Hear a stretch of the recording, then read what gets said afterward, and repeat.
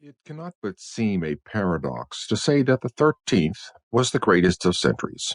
To most people, the idea will appear at once so preposterous that they may not even care to consider it. A certain number, of course, will have their curiosity piqued by the thought that anyone should evolve so curious a notion.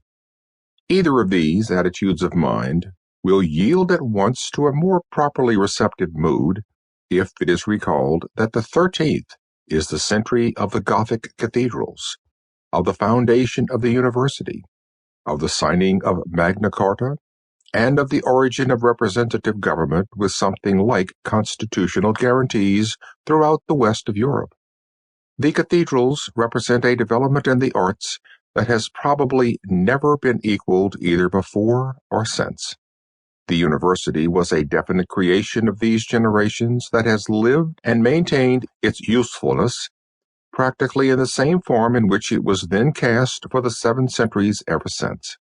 The foundation stones of modern liberties are to be found in the documents which, for the first time, declare the rights of man during this precious period.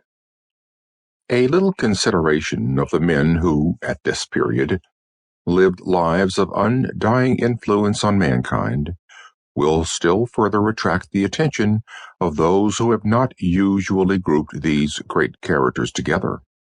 Just before the century opened, 3 great rulers died at the height of their influence. They are still and will always be the subject of men's thoughts and of literature. They were Frederick Barbarossa, Saladin, and Richard Coeur de Lion. They formed but a suggestive prelude of what was to come in the following century, when such great monarchs as St. Louis of France, St. Ferdinand of Spain, Alfonso the Wise of Castile, Frederick II of Germany, Edward I, the English Justinian, Rudolph of Habsburg, whose descendants still ruled in Austria, and Robert Bruce occupied the thrones of Europe. Was it by chance or providence that the same century saw the rise of and the beginning of the fall of that great Eastern monarchy which had been created by the genius for conquest of Genghis Khan, the Tartar warrior, who ruled over all the Eastern world from beyond what are now the western confines of Russia, Poland, and Hungary, into and including what we now call China? But the thrones of Europe and of Asia did not monopolize the great men of the time.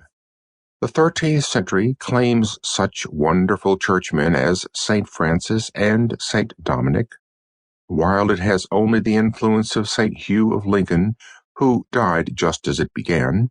It can be proud of St. Edmund of Canterbury, Stephen Langton, and Robert Grosseteste, all men whose place in history is due to what they did for their people, and such magnificent women as Queen Blanche of Castile, St. Clare of Assisi, and St. Elizabeth of Hungary.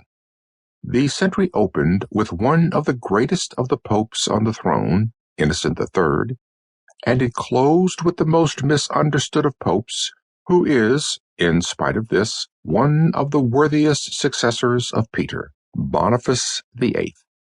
During the century, there had been such men as Honorius IV, the patron of learning, Gregory IX, to whom canon law owes so much, and John the 21st, who had been famous as a scientist before becoming pope. There are such scholars as St. Thomas of Aquin, Albertus Magnus, Roger Bacon, St. Bonaventure, Duns Scotus, Raymond Lully, Vincent of Beauvais, and Alexander of Hales, and such patrons of learning as Robert of Sorbonne and the founders of nearly 20 universities. There were such artists as Gaudi, Cimabue, and above all Giotto, and such literary men as the authors of the Arthur Legends and the Nibelung, the Meistersingers, the Minnesingers, the Troubadours, and Trouveres, and above all, Dante, who is universally considered now to be one of the greatest literary men of all times, but who is not, as is so often thought and said, a solitary phenomenon in the period, but only the culmination of a great literary movement.